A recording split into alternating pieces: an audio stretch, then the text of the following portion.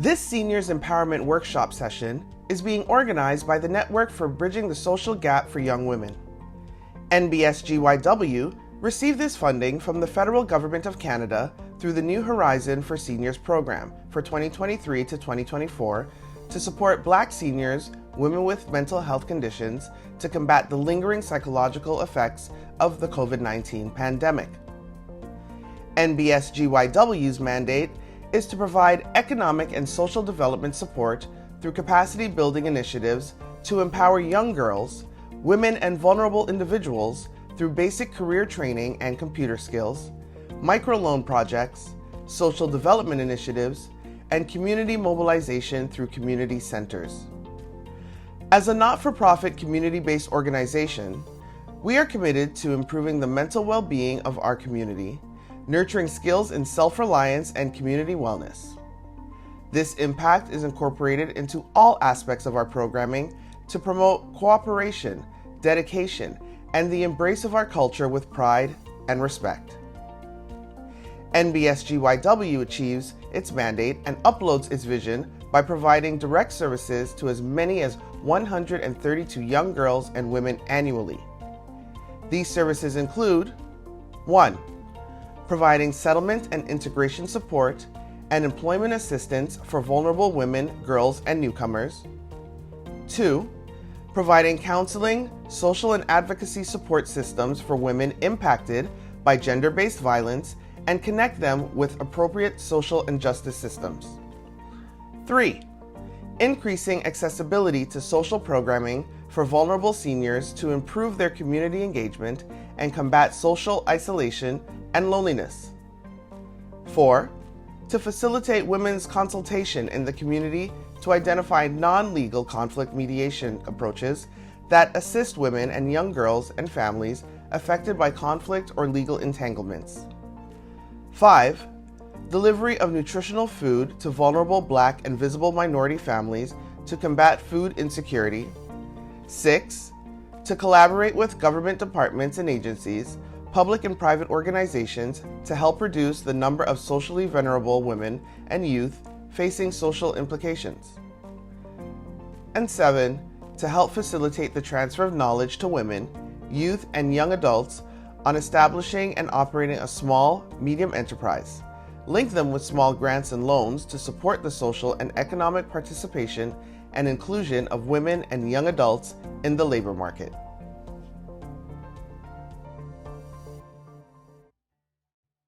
Thank you for joining us for the Seniors Better Living Workshop.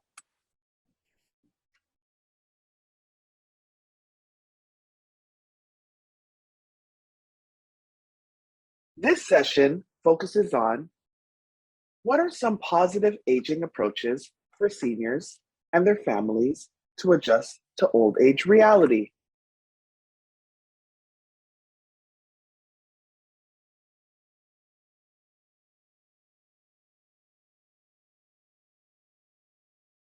Firstly, what is positive aging?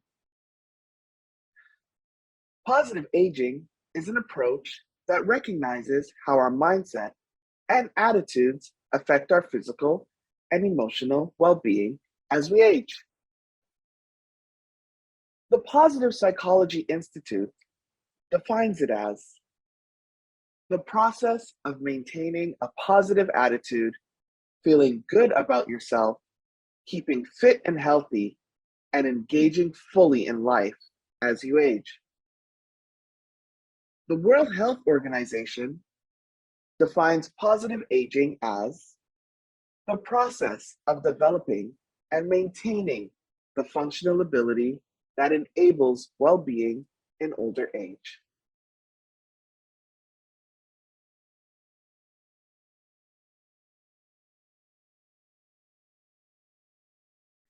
According to the Positive Psychology Institute, aging is often associated with many rewarding experiences, but is also a time when significant changes might occur, such as a diminution of physical vitality and function, contracting social networks, limited employment opportunities, and loss. Keeping a positive attitude towards aging is vital, as studies indicate that a positive attitude improves physical and mental health. It also enables people to maintain a sense of control and quality of life as they face another part of the life cycle.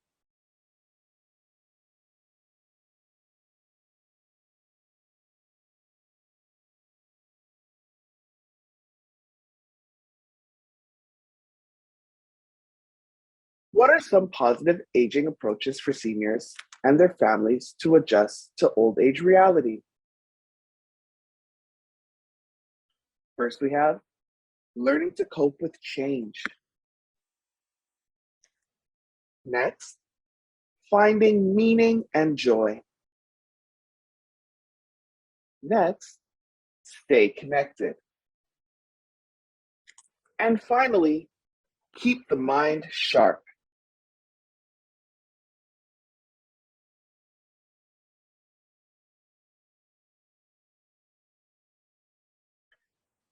Now we're going to talk about learning to cope with change. As seniors age, there will be periods of both joy and stress. It's important for them to build resilience and find healthy ways to cope with challenges.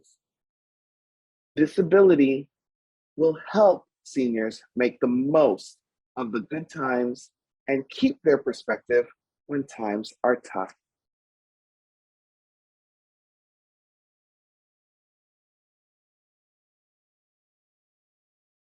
They can do things as focus on the things to be grateful for. The longer a senior lives, the more they lose. But as they lose people and things, life becomes even more precious. When they stop taking things for granted, that helps them appreciate and enjoy what they have even more. Next, we have acknowledge and express one's feelings. It can be challenging to show emotions, perhaps feeling that such a display is inappropriate and weak. Burying feelings can lead to anger, resentment, and depression.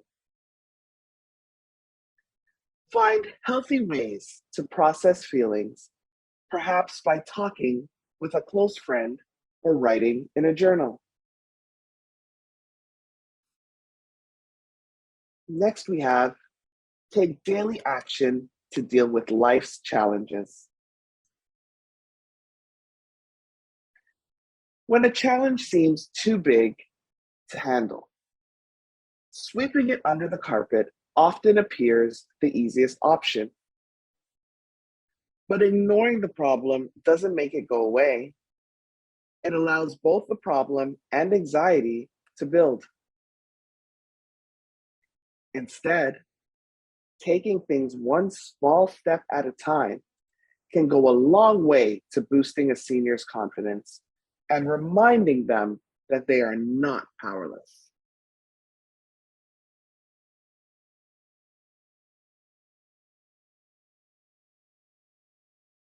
Next, we have finding meaning and joy.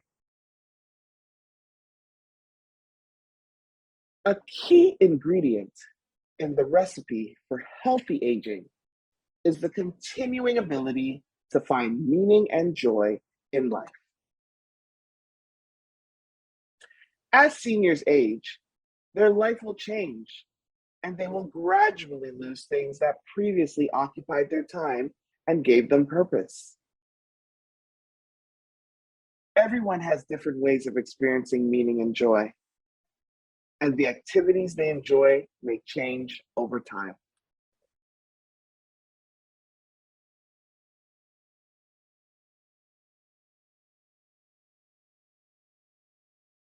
First, we have pick up a long neglected hobby or try a new hobby.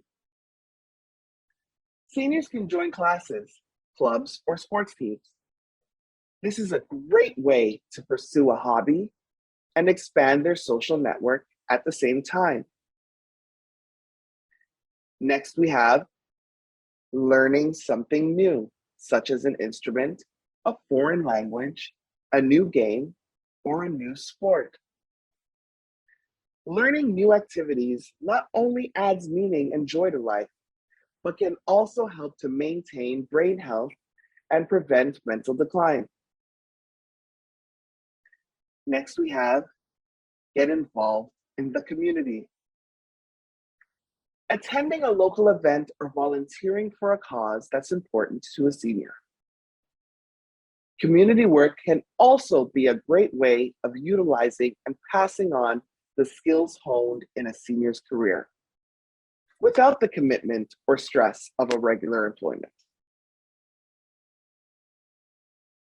And finally, we have spend time in nature. Taking a scenic hike, going fishing or camping, enjoying a ski trip, or walking a dog in the park.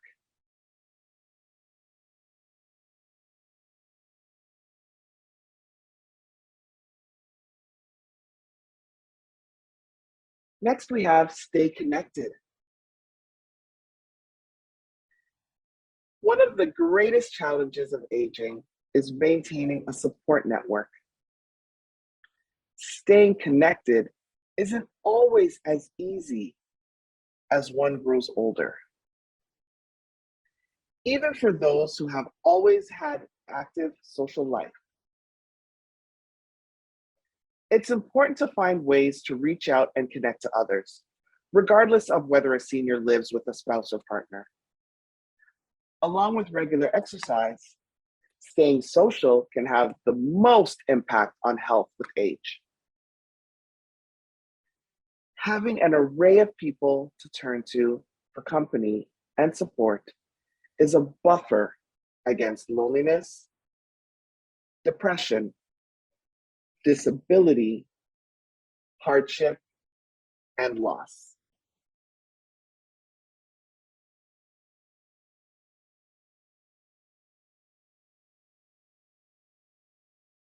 Some things they can do are connect regularly with friends and family. Seniors can spend time with people they enjoy and who make them feel upbeat. It may be a neighbor they like to exercise with, a lunch date with an old friend, shopping with their children, or playing with grandkids. Next, make an effort to make new friends. As an elder loses people in their circle, it is vital to make new connections so their social support and life doesn't decline. Younger friends can re-energize seniors and help them see life from a fresh perspective. And next we have volunteer. Giving back to the community is a wonderful way to strengthen social bonds and meet others interested in similar activities or who share similar values. Even if one's mobility becomes limited, you can get involved by volunteering on the phone.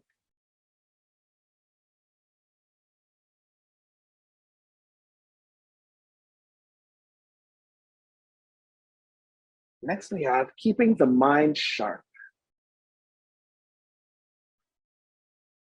There are many good reasons for keeping the brain as active as the body. Exercising, keeping the brain active, and maintaining creativity can actually help to prevent cognitive decline and memory problems. The more active and social a senior is, the more they use and sharpen their brain.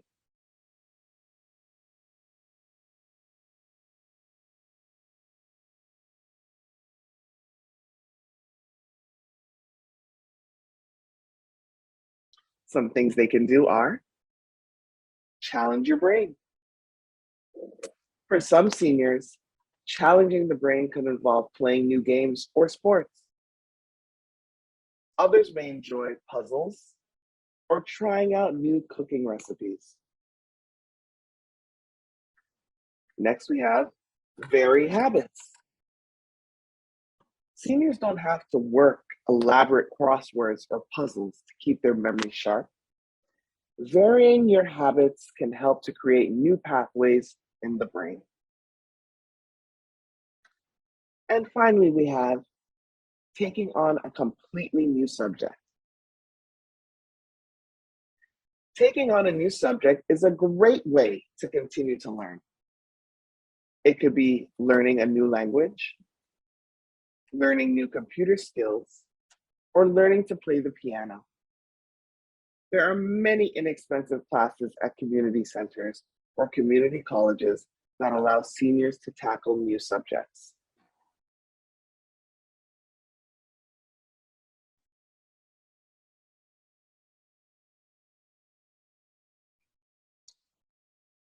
Now we're moving on to positive aging theories. These are listed as disengagement theory, the activity theory, continuity theory, and the life course perspective.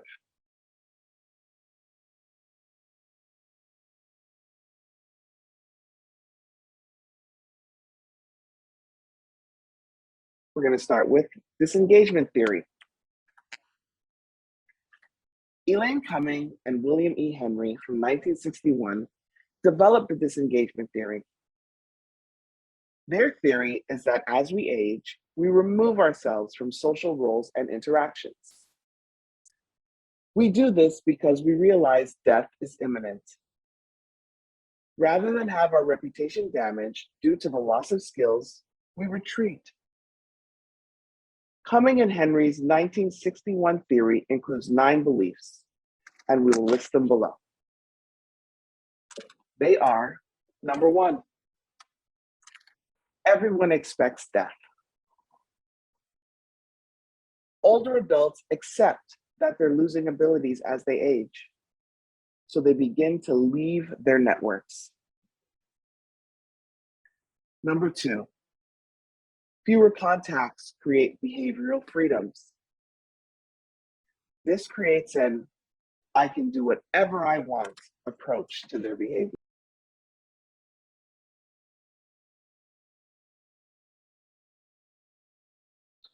Number 4, the ego evolves as it ages. The older adult steps aside so the younger person can take over in whatever role the elder leaves. The older person seeks out personal enjoyment. Number 5, complete disengagement occurs when society is ready for it. Older adults can't transition unless society is ready to let them. Number 6, disengagement can occur if people lose their roles. Roles are gender specific. Men do labor, women handle domestic responsibilities. If they're unable to fulfill their role, then disengagement happens. Number 7, readiness equates to societal permission.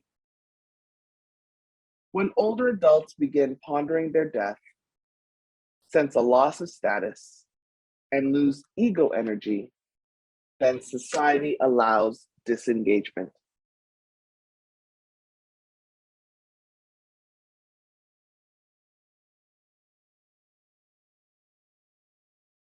Number 8, relational rewards become more diverse. Societal rewards tend to include upward mobility. Disengagement creates horizontal rewards. People look to their remaining interpersonal relationships to fill the vertical reward void. And finally, number 9, this theory is independent of culture.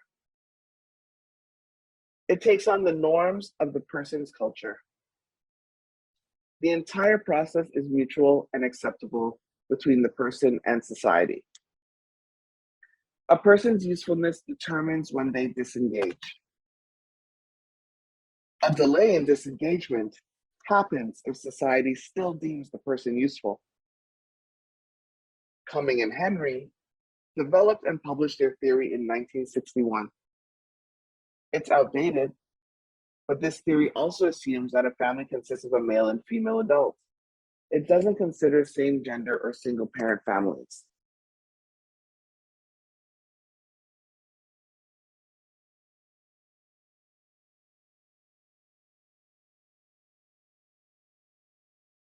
Next, we have the activity theory. The activity theory proposes that aging adults who engage in daily activities that they perceive as productive age successfully. It takes into account the value of social interactions in aging gracefully. Developed in 1961 by Robert Havegers, it applies to anyone at any age. People are happier when engaged in activities they enjoy. This fits well with the self-determination theory of motivation.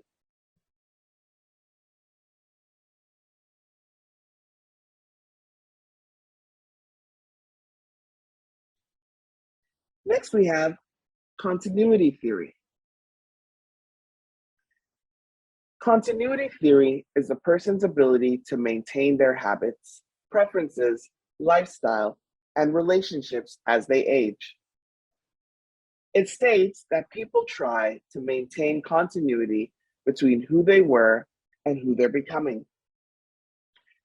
It's like the concept of crystallized intelligence. A person takes their knowledge from the past and applies it to future changes. Continuity theory is about balance. There also are two types of continuity: internal and external. Internal is about our personality traits, while external is about our environment.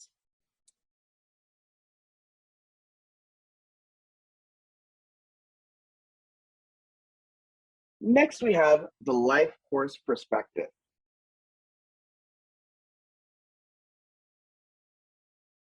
This theory takes into consideration your previous life experiences, including family history. It's a proactive, connected approach. It encompasses social, emotional, and physical development throughout the lifespan.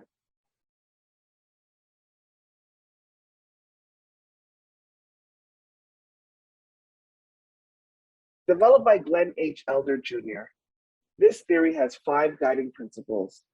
The following list is from Elder. Number 1, lifespan development. Human development and aging are lifelong processes. Number 2, agency. Individuals construct their own lives through their choices and actions they take within the opportunities and constraints of history and social circumstances. Number 3, time and place. The life course of individuals is embedded and shaped by the historical times and places they experienced over their lifetime. Number 4, timing. The developmental antecedents and consequences of life transitions, events, and behavioral patterns vary according to their timing in a person's life. And number 5, linked lives. Lives are lived interdependently, and socio-historical influences are expressed through this network of shared relationships.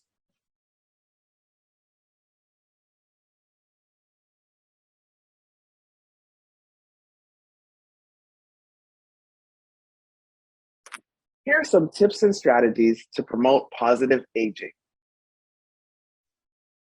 According to researchers Johnny Pence, Anne Herm, and Michael Poulet, there are 5 places in the world where people live longer than anywhere else. Known as the Blue Zones, they include Ikaria, Greece, Loma Linda, California, Sardinia, Italy, Okinawa, Japan, and Nicoya, Costa Rica. In collaboration with demographers and researchers, there are 9 identified specific lifestyle habits of the blue zones. They are: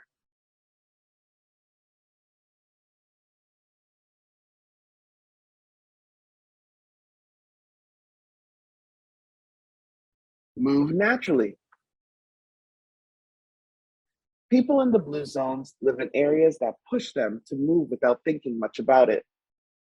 Their exercise includes activities like gardening. Next, we have purpose, called ikigai by the Okinawans. This is your reason for getting up in the morning. Find it, and you'll live about 7 years longer. Next, we have downshift. Learn how to manage stress. People in blue zones pray, remember their ancestors, take naps, or engage in happy hour. Next, we have 80% rule. Stop eating before you're full. Eat your smallest meal in the late afternoon or early evening. And don't eat anything else. This is how blue zone people live longer. They control their weight.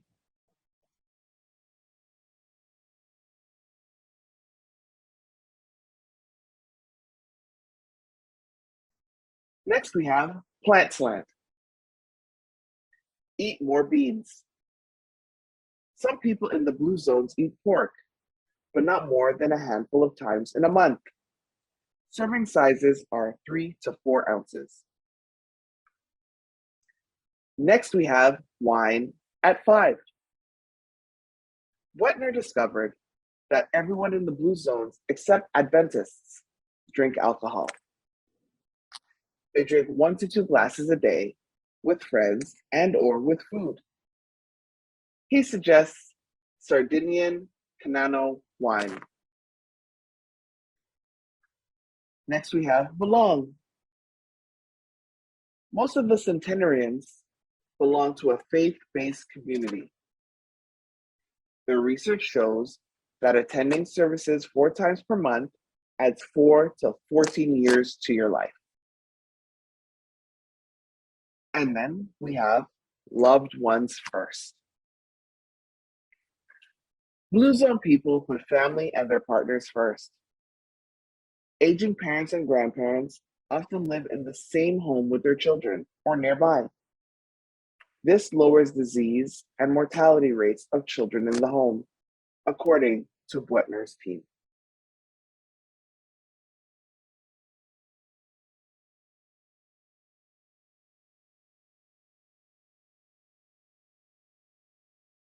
Thank you so much for joining us for this Seniors Better Living workshop. We look forward to seeing you again.